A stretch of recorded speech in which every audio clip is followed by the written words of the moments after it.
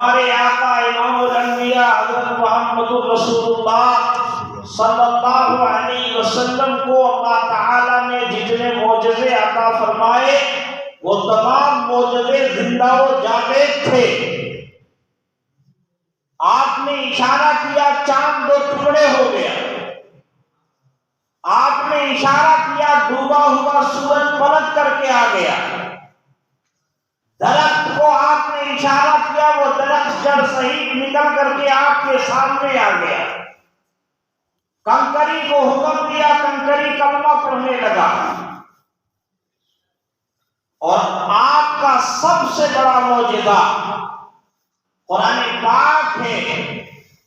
اللہ تبارک و تعالیٰ نے اپنے محبوب پر جو کلام نازل فرمایا وہ معجز نما کلام ہے۔ اس کلام کے اندر اللہ تعالیٰ نے وہ خصوصیات رکھی ہے کہ دنیا کے کسی کلاموں میں یہ خصوصیت نہیں ہے۔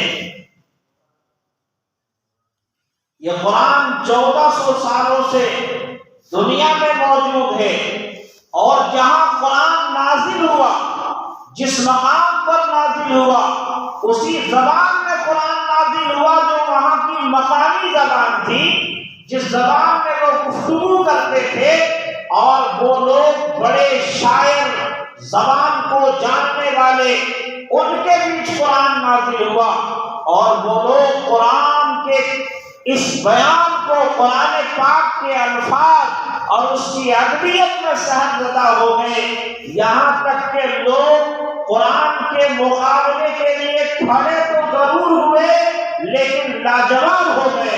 اللہ تعالیٰ نے چیلنج کیا ان کو کہ تم یہ کہہ رہے ہو کہ اگر یہ قرآن محمد صلی اللہ علیہ وسلم کا بنایا ہوا ہے تو تم تو بڑے زبان کے جاننے والے ہو، تم زبان کے رموز و اسرار سے واقف ہو، تم لے آؤ اس جیسا ایک کلام، ایک صورت ہی بنا کر کے لے آؤ، اگر تم اپنے وعدے میں سچے ہو، فَإِن لَّن تَفْعَلُوا وَلَن تَفْعَلُوا، لیکن تم یہ کام نہیں کر سکتے اور صبح قیامت تک نہیں کر سکتے۔ آج تک قرآن ہمارے گھروں میں، ہماری مسجدوں میں، ہمارے مدرسوں میں، ہماری لائبریریوں میں موجود ہے، اور اسی طرح سے موجود ہے جیسے قرآن نازل کیا گیا تھا، جس طرح سے قرآن زمین پر آیا اسی طرح سے قرآن منعن آج بھی وہ قرآن موجود ہے، اور اس قرآن پاک کے سحر میں، اس قرآن پاک کے معجزے میں ڈوبنے والے سینکڑوں لاکھوں کی تعداد میں ایسے لوگ ہیں جو قرآن کو، قرآن کی غلطی نکالنے کے لیے، قرآن کی کمزوری کو ظاہر کرنے کے لیے قرآن کا مطالعہ کر رہے تھے، قرآن کو پڑھ رہے تھے، قرآن کی اسٹڈی کر رہے تھے، لیکن قرآن میں وہ غلطی تو نہیں نکال سکے، مگر قرآن پاک کی تعلیمات سے وہ ایسے اس طرح سے متاثر ہوئے کہ قرآن کو سینے سے لگا دیا اور اسلام کا دم بھرنے لگے۔ ایک تو نہیں، ہزاروں لاکھوں ایسی مثالیں دنیا میں موجود ہیں۔ اس لیے علماء نے لکھا کہ قرآن کریم اللہ کے نبی حضرت محمد رسول اللہ صلی اللہ علیہ وسلم کا زندہ معجزہ ہے، جو کل بھی تھا، آج بھی موجود ہے، اور قیامت تک یہ موجود رہے گا۔ اور وہ چیلنج ان کے دشمنوں کے لیے کل بھی وہ چیلنج تھا، آج بھی ہے، اور قیامت تک یہ چیلنج ہوگا کہ تم میں اگر قوت ہے، تم میں صلاحیت ہے، تم زبان کے جاننے والے اگر ہو تو آؤ قرآن کے مقابلے میں قرآن پاک کے جیسی کوئی دوسری صورت لے کر کے آ جاؤ۔ اگر تم اپنے وعدے میں سچے ہو اور تمہیں کوئی علم ہے، گیان ہے، لیکن اللہ نے کہا تم یہ کام نہیں کر سکتے اور صبح قیامت تک نہیں کر سکتے۔ یہ زندہ معجزہ رسول پاک صلی اللہ علیہ وسلم کو عطا ہوا، اور اللہ کا احسان، اللہ تبارک و تعالیٰ کا فضل کہ اللہ کا یہ کلام ہمارے پاس آج بھی موجود ہے۔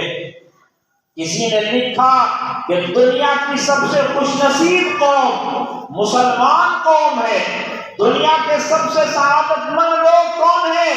وہ مسلمان ہیں جن کے پاس اللہ کا کلام اسی انداز میں جیسے اللہ تعالیٰ نے اس کو نازل کیا تھا ان کے پاس موجود ہے۔ لیکن سب سے بدنصیب لوگ بھی یہی ہے کہ یہ قرآن ان کے پاس موجود ہے مگر اس قرآن سے یہ فائدہ حاصل نہیں کر رہے ہیں۔ کیا کر رہے ہیں؟ فائدہ کیا کر رہے ہیں؟ تو ہم قرآن خوانی کر رہے ہیں۔ قرآن خوانی کے لیے آیا، ہجرہ پکانے کے لیے آیا، مردوں کے لیے قرآن آیا، ہرگز نہیں۔ قرآن نے تو کہا اِنَّ هَٰذَا الْقُرْآنَ يَهْدِي لِلَّتِي هِيَ أَقْوَمُ، یہ وہ قرآن ہے جو قوموں کو سیدھا راستہ دکھانے کے لیے آیا ہے۔ یہ وہ قرآن ہے جو انسانیت کی ہدایت کی کتاب ہے۔ هُدًى لِلنَّاسِ وَبَيِّنَاتٍ مِّنَ الْهُدَىٰ وَالْفُرْقَانِ، یہ قرآن حق اور باطل میں تمیز پیدا کرنے کے لیے نازل کیا گیا۔ یہ زندوں کے لیے نازل ہوا تھا کلام، لیکن زندہ لوگوں نے اس کو مردوں کے لیے رکھ چھوڑا ہے کہ کوئی مر جائے گا، کسی کا انتقال ہوگا، پھر مدرسہ کے بچوں کو میٹھا کھلائیں گے اور ان سے قرآن پڑھا کر ثواب کمائیں گے۔ یہ ہمارے سماج کی سچائی ہے کہ نہیں ہے؟ اس کے لیے قرآن نازل ہوا۔ قرآن آپ کو قائد بنانے کے لیے آیا تھا، امام بنانے کے لیے آیا تھا، آپ کو لیڈر بنانے کے لیے قرآن نازل ہوا، اور آپ اس کو صرف مثال ثواب کی کتاب سمجھ لیے، تعویذ کی کتاب سمجھ لیے۔ ماہر القادری نے قرآن کا مرثیہ گایا، کہا، اور کیا کہا؟ تاکوں میں سجایا جاتا ہوں، آنکھوں سے لگایا جاتا ہوں، تاکوں میں سجایا جاتا ہوں، آنکھوں سے لگایا جاتا ہوں، تعویذ بنایا جاتا ہوں، دھو دھو کے پھلایا جاتا ہوں۔ کس عرس میں میرا نام نہیں، کس وقت میری دھوم نہیں، پھر بھی میں اکیلا رہتا ہوں، مجھ سا بھی کوئی مظلوم نہیں۔ ہر جگہ قرآن کی بات ہو رہی ہے، لیکن قرآن کی تعلیمات سے، قرآن کے پیغام سے، قرآن کریم کی حقیقت سے آشنائی حاصل کرنے والے لوگ دنیا سے چلے گئے۔